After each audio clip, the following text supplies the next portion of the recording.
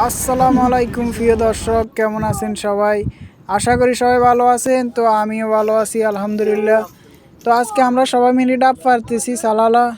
আর সালালার ঐতিহ্য গাছ হয়েছে নারকেল গাছ। 6 জনের জন্য 12টা ডাব গইনে গইনে লইলাম।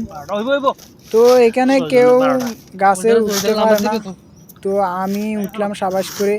আর আমি যেভাবে গাছে উঠলাম আর নামতেছি, সবাই তো দেখে অবাক হয়ে গেছে। এই যে দেখেন আমি কিভাবে নামতেছি। তো ডাবগুলো পাইরা ছাদে নিয়ে আসলাম খাওয়ার জন্য।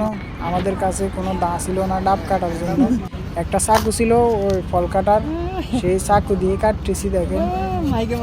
আর সবাই মজা করে খাইতেছে দেখেন। শুধু একটা চাকুই আছে ডাব কাটার, আর দা নাই কাটার জন্য। খা বন্ধু খা, মন ভরে খা, খা।